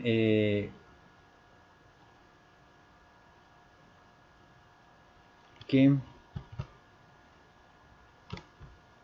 aquí no está, pero esto tiene unas importantes limitaciones. Vamos a ver si lo encuentro. Cuando el área de influencia del elemento estructural sea mayor a 35 metros cuadrados y la carga viva sea superior e inferior, la carga viva puede reducirse a esto. Cuando el área de influencia del elemento estructural sea mayor a 35 metros cuadrados y la carga viva sea superior a 1,80 e inferior a 3. Vamos a ver. Superior a 1,80 e inferior a 3. Entonces cuando ya hay cargas vivas mucho más grandes que estos valores, pues ya no se puede hacer esto. Entonces,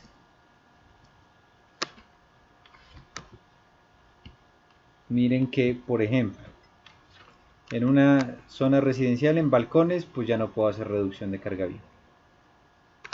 Aquí dice superior e inferior a 3.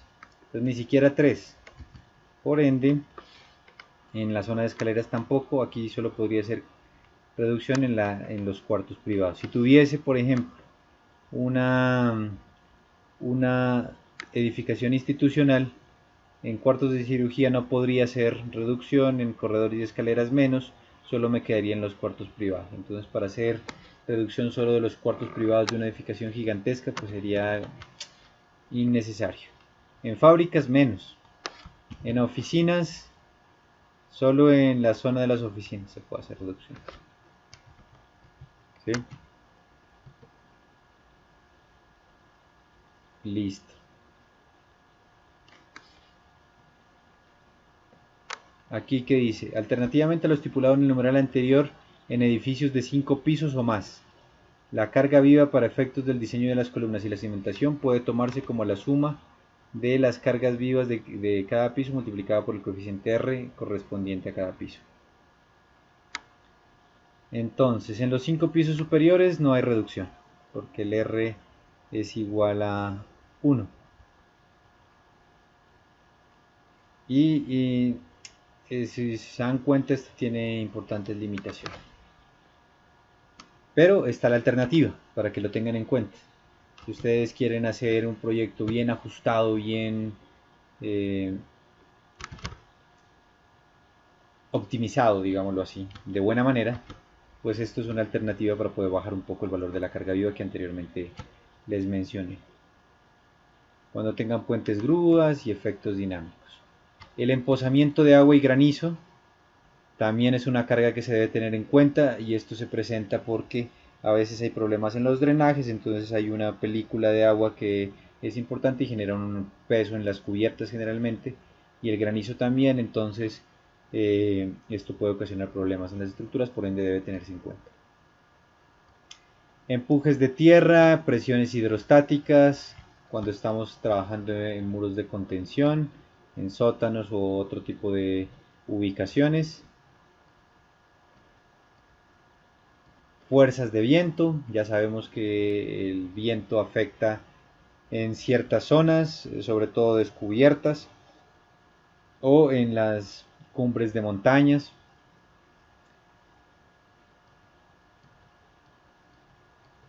y ya. Y esto es todo esto es todo lo relacionado con cargas de viento.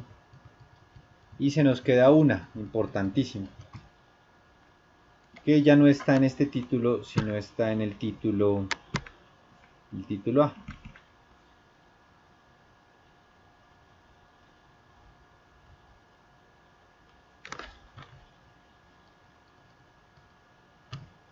Que aquí habla de todo lo relacionado al sismo. El título A es todo lo relacionado al sismo. Ya se pueden dar cuenta la importancia de esto debido a que el reglamento destina un capítulo solo a hablar de todo lo relacionado al sismo. Y yo me quiero ir específicamente aquí a la nomenclatura.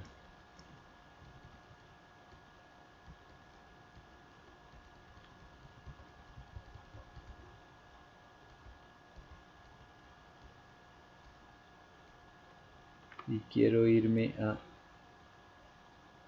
Aquí está, no sé si está.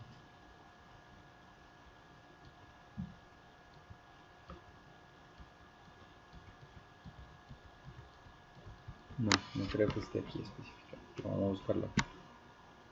A lo mejor lo que necesito sí está acá. Sí, de paso toco el tema que me interesa.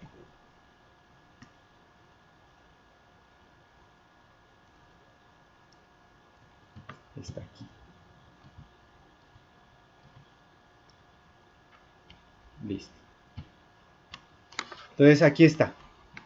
El otro gran tema que quería tocarles en cuanto a carga es esto. Y son estos. Fuerzas sísmicas reducidas de diseño. ¿Sí? Estamos hablando del sismo. Es una fuerza, se representa como una fuerza. De hecho, el sismo es un movimiento, es un desplazamiento del terreno, pero se representa como una fuerza. Y aquí mencionan dos. Voy a borrar esto. Listo. Aquí mencionan dos tipos de fuerzas. Tratar de... Vamos a ver si con esto. Fuerzas sísmicas reducidas de diseño E. ¿Sí?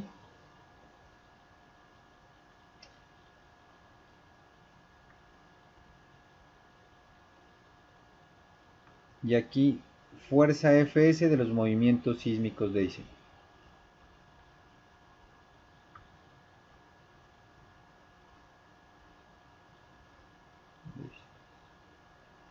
Bueno.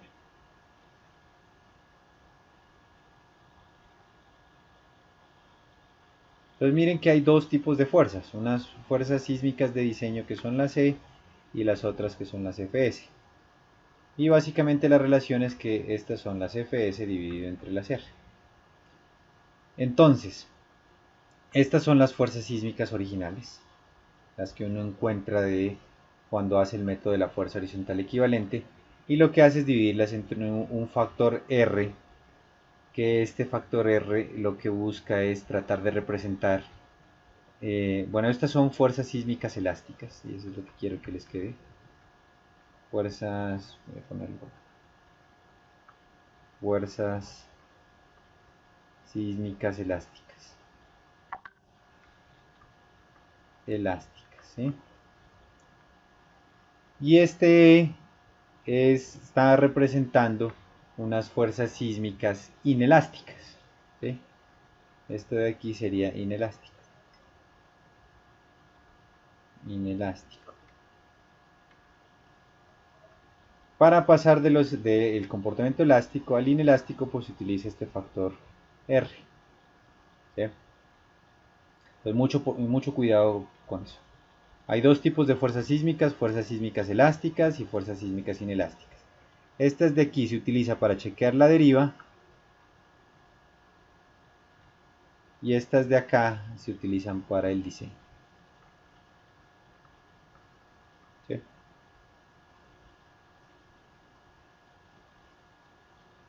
Listo. Entonces eso es lo concerniente a las fuerzas sísmicas.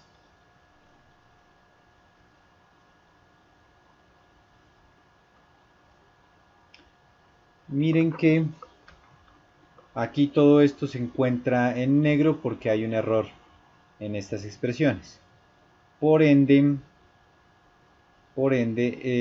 nos vamos a pasar al documento, al decreto donde fueron modificadas para estudiar un poco, para estudiarlas un poco.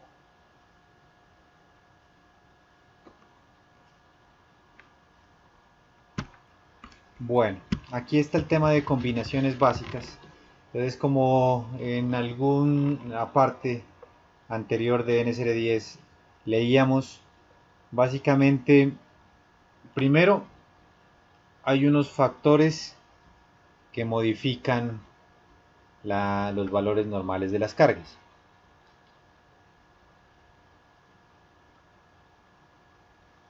Hay unos factores que modifican los valores normales de las cargas. Entonces, en este caso, por ejemplo, 1,4, ¿cierto? Está multiplicando la carga muerta por 1,4. Y esto me está llevando a que yo finalmente obtenga la resistencia requerida al amplificar las cargas, ¿cierto? Aquí en este caso 1D, 1,6, 1,2D, 1,6 y 0,5. ¿Sí? Esos son los factores, por una parte. Y por otra, hay una serie de combinaciones, tal como se puede ver aquí. Una primera combinación probabilística. Entonces, puede ser que esté la carga muerta junto con la carga viva, de techo, o el granizo, la carga de emposamiento, ¿sí? Al 50% nada más. Entonces, todo esto refleja posibles condiciones críticas que pueda experimentar la estructura. Entonces, por otra parte, puede ser que esté la carga muerta junto con la carga de viento, junto con la carga de viva, la viva de la mayoría de la edificación, pero pues solo a lo mejor está el 50% de la carga de techo, la de granizo, la de emposamiento. ¿Sí? Cuestiones probabilísticas. Entonces, puede que esté la carga muerta más el sismo de diseño, no las fuerzas sísmicas elásticas, o sea, las fuerzas S sobre R, y con la carga viva. Pues, pero es muy poco probable que esté esto de aquí más un viento, ¿cierto? Entonces, ¿cómo funciona esto? ¿Qué es lo que han hecho básicamente al tratar de combinar esto? Han tratado primero de sacar unas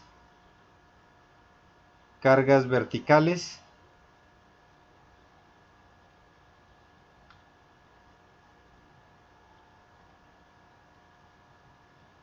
y aquí las horizontales. Vamos a hablar de unas combinaciones de carga vertical y unas combinaciones de carga horizontal. Entonces, ¿cuáles serían las combinaciones de carga vertical? Pues sería 1,4 veces D, ¿sí o no? Netamente las combinaciones de carga vertical. Y la otra combinación de carga vertical es esta de aquí, pues 1, 2D. Entonces creo que me va mejor ponerle el numeral que poner todo esto. Entonces me va mejor poner cargas verticales, serían la B24 y solo le voy a poner este número. Sería la 1 y la 2, ¿sí o no? Entonces, claro, vamos a ver qué le pasa a la estructura cuando yo la someto a unas combinaciones de unas cargas que van a estar solo en la dirección vertical. Esa es la primera preocupación que uno tiene.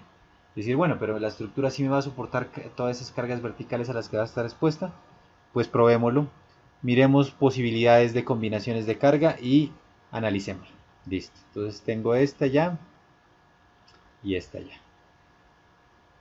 Horizontales, voy a ponerlo acá para que todo me quede mejor. Horizontales. Entonces aquí vamos a tener dos tipos. Vamos a tener unas que van a incluir una carga horizontal que es el viento y otras que van a incluir una carga horizontal que es el sismo. ¿Sí o no? Entonces miren que las que tienen la carga de viento son las combinaciones 3. Aquí está el viento y pues obviamente ya tienen carga horizontal, por eso las coloqué acá aparte, ya no es solo carga vertical. La 4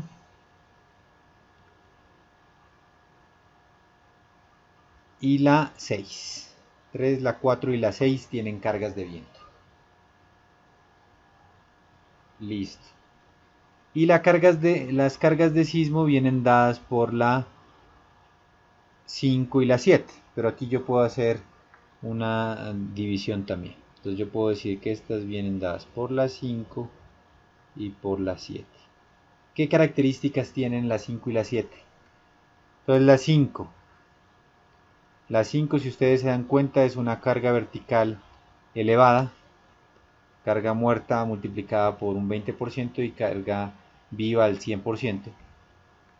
Entonces esta 5 es viento y carga máxima. Carga máxima. Y el 7 es sismo y carga mínima. Carga mínima.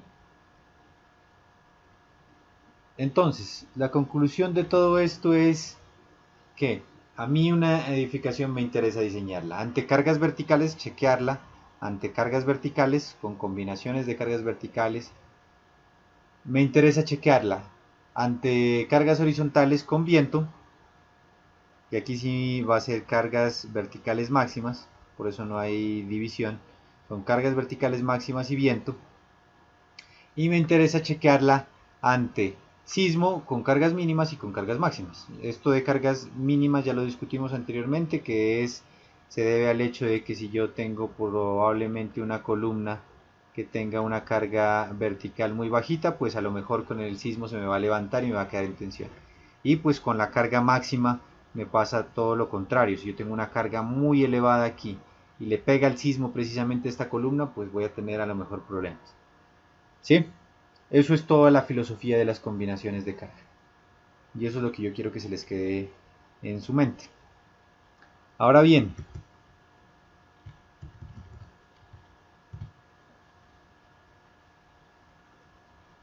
¿qué pasa con esas combinaciones que tienen sismo? Entonces pasan dos cosas.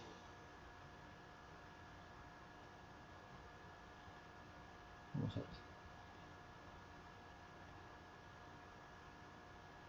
Con el sismo pasan dos cosas.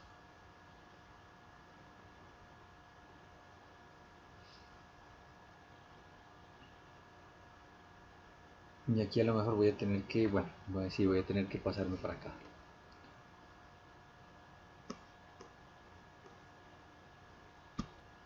Listo. Entonces, con el sismo, ¿qué sucede? Por ejemplo,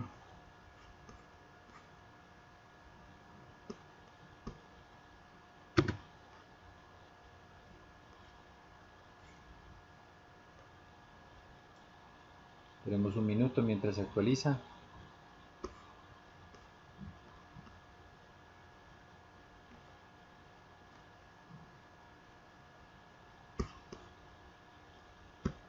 Vale, entonces, esperemos que no se vuelva a actualizar, si no, pues volvemos a esperar. Por ejemplo, 0.9 de... está molestando esto. Creo que se está actualizando, aquí va. Vamos a ver si al final de la actualización sirve o no.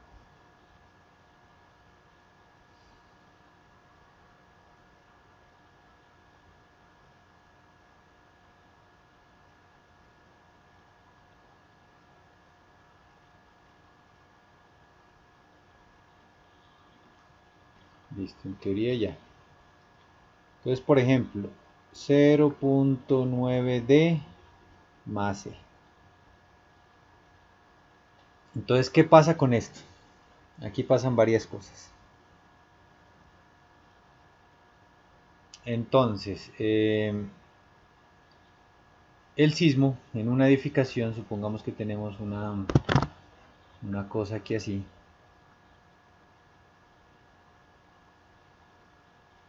Pues se va a venir, se va a presentar en esta dirección, que va a ser la X, pero a lo mejor se puede presentar en esta dirección, que es la Y. Nadie sabe en realidad por qué lado va a venir un sismo como tal. Entonces, las normativas lo que hacen es considerar las dos dimensiones. Por ende, yo debería decir que voy a tener que es un sismo en X más lo que sucederá en Y, pero el sismo no puede venir al 100% en X y el 100% en Y, no. Entonces lo que hacen las normas para el diseño es utilizar un 30% de la otra dirección. ¿Sí? Eso se denominan los efectos ortogonales. Y esto lo que me está en realidad haciendo es que pues yo tenga finalmente un sismo que venga como por aquí en función de las componentes. ¿Sí? Estoy tratando de representar un posible sismo en una dirección aleatoria y en función de dos componentes. Entonces, por otra parte, el sismo puede estar así tal como lo pinté en esa dirección, o puede estar así y puede estar así. ¿Y eso qué me implica a mí? Me implica que yo considere otra posibilidad, que es menos e de x menos 0,3 e de y. Ahora, yo puedo decir que este viene así y que este viene así, entonces se comienzan a combinar los signos. Por ende, lo que va a suceder es que yo voy a tener esto y esto, más o menos con todas las posibles combinaciones. Me olvido de esta de aquí. Estoy en modo... Listo. Me olvido de esta parte de aquí. Y entonces, el otro posible asunto es que yo diga que ya no está el sismo al 100% en X sino en Y, y que esto sea al contrario. ¿Sí? Entonces van a salir un conjunto de combinaciones para poder diseñar la estructura, y eso con todas las combinaciones que tienen carga de sismo. Vienen algunas otras adicionales que son para el diseño por cortante en vigas y por el diseño por cortante en columnas, que afectan también al sismo, y por ende esta cantidad de combinaciones se ve afectada. ¿Sí? Listo.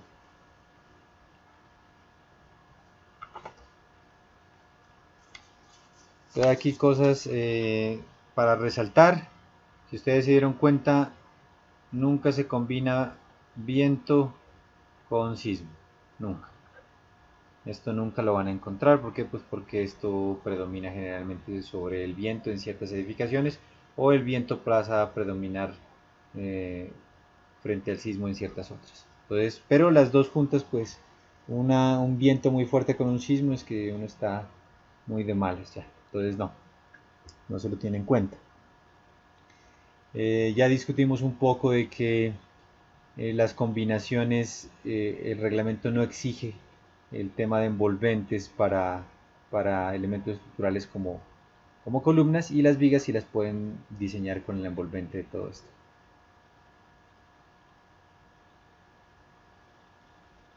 ¿Qué más? Discutimos un poco también que la carga viva no es que necesariamente deba estar en todas las luces.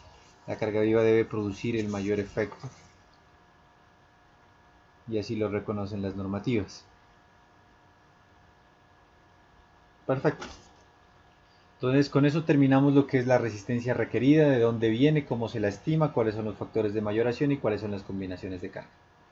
Entonces estamos listos en este momento para proceder a tratar el tema ya de lo que corresponde al diseño por flexión de vigas, que sería el siguiente video.